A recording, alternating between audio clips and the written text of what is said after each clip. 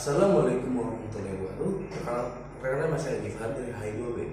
Nah, kali ini saya akan membahas mengenai penemuan dokter terawan. Nah, sebelumnya itu saya akan bahas mengenai dari geografi, etimologi dan aksiologi. Untuk saksi kita geografi dulu ya. Nah, dokter terawan lahir pada tahun 5 Agustus 1994. Nah, ia S1 di Fakultas Kedokteran Universitas Gajah Mada, S2 spesialis radiologi di Fakultas Kedokteran Universitas Airlangga, dan S3 dokter di Fakultas Kedokteran Universitas Hasanuddin Makassar. Nah, karirnya ia memulai karir dengan militer, yaitu jadi awal karirnya Pamengkorem 072 Pamungkas di tahun 1990-an hingga ia pernah menduduki jadi Menteri Kesehatan Indonesia. Ini saya ingin menjelaskan mengenai penemuan dokter terawan, yaitu alat cuci otak, cuci otak desa. Nah, kita akan analisa pendekatan secara ontologi. Sebagai dapat kita sandingkan dengan hadis berikut ini ya. Wahai Rasulullah, apakah kita berobat? Nabi bersabda, berobatlah karena sesungguhnya Allah tidak menurunkan penyakit kecuali pasti menurunkan obatnya, kecuali suatu penyakit yang tidak ada obatnya. Mereka bertanya, apa itu? Nabi bersabda, penyakit 2.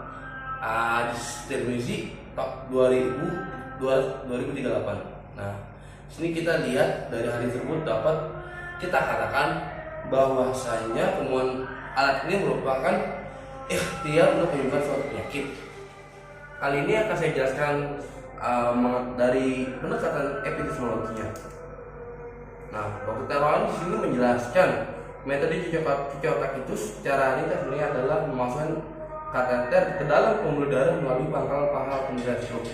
Hal tersebut dilakukan untuk melihat apakah terdapat penyumbatan pembuluh darah di area otak. Penyumbatan tersebut dapat mengakibatkan aliran darah ke otak bisa macet dan dapat menyebabkan saraf tubuh tidak bisa bekerja dengan baik. Kondisi inilah yang terjadi pada penderita stroke. Nah, kemudian kita akan menggunakan aksiologi manfaat dan penemuan tersebut ya. Dokter terawan itu mengklaim bahwa penemuan tersebut dapat ada banyak orang, puluhan orang yang dia sembuhkan dari penderita stroke.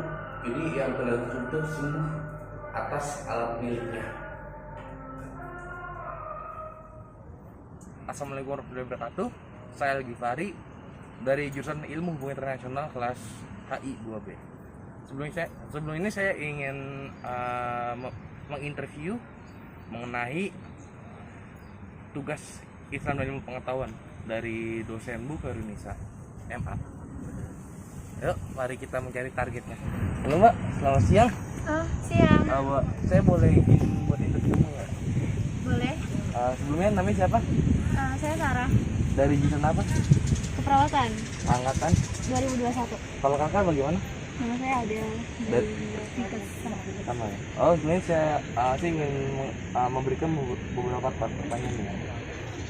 Mbak sendiri tahu nggak mengenai, kan sempat heboh tuh mengenai dokter terawan yang menemukan penemuan alat penelitian otak. Nah, menurut apa bagaimana penemuan itu dari dokter terawan? Ya, yang saya tahu metode cuci otak DSA itu banyak menuai kontroversial ya. Ada yang pro dan kontra. Saya sendiri lebih condong ke kontra. Karena meskipun dokter terawannya sendiri mengatakan bahwa banyak penderita stroke yang merasa lebih baik setelah mendapatkan pengobatan DSA ini, namun banyak dokter-dokter yang lainnya juga yang menyebutkan bahwa metode cuci otak ini belum teruji secara klinis sebagai alat terapi stroke. Yang saya ketahui juga, alat DSA ini hanya untuk mendiagnosa penyakit stroke, bukan untuk mencegah apalagi sampai mengobati.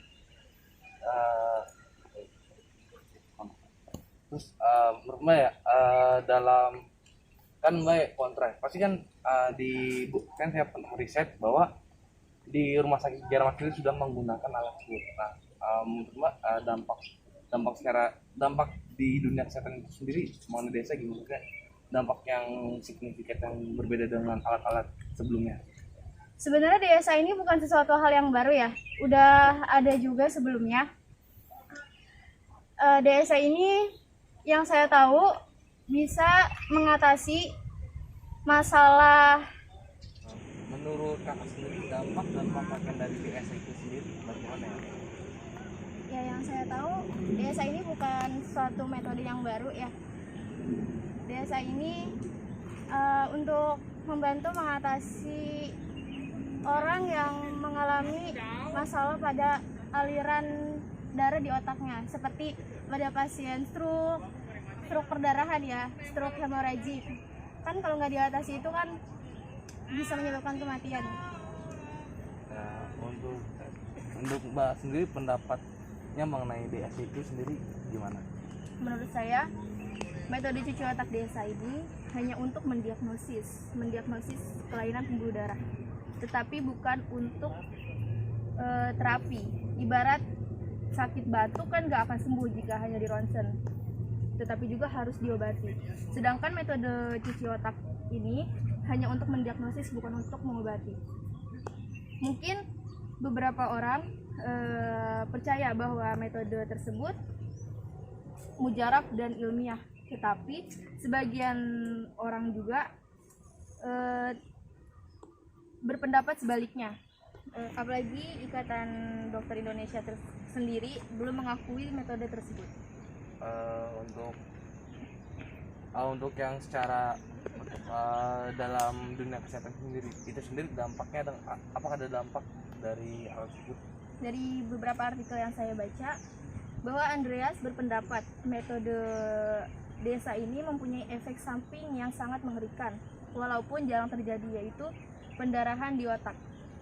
Maka Andreas menghimbau untuk berhati-hati dalam penggunaan obat tersebut dan pastikan untuk berkonsultasi dengan dokter secara matang terlebih dahulu. Baik ya, terima kasih ya atas pertanyaannya. Kali ini saya akan memberi pendapat saya mengenai pengembangan dokter terawat. Dokter terawat itu menurut saya sangat berguna ya, apalagi Indonesia sendiri itu merupakan negara populasi terbanyak, kalau nggak salah nomor 4 di dunia. Nah, dengan adanya pengembangan dokter terawat tersebut, itu akan penderita stroke yang ada di Indonesia itu akan berkurang dan berpotensi dalam angka kematiannya akan turun semakin rendah dengan adanya tersebut. Nah, makanya itu kita harus walaupun banyak pro kontra dari hal tersebut, kita harus mungkin ID itu harus mengkaji lebih dalam lagi mengenai itu. Soalnya kita tidak dapat kita pungkiri bahwa pengembangan terawat tersebut sudah digunakan di rumah sakit Jerman. Nah, kalau jika rumah sakit Jerman menggunakan alat tersebut, maka kenapa Indonesia tidak mengkaji lebih dalam lagi mengenai pengembangan tersebut? Nah, kesimpulan yang saya berikan adalah memang pengembangan itu tidak semua diterima oleh masyarakat. Nah, makanya dari itu kita harus lebih kita cermati pengembangan tersebut.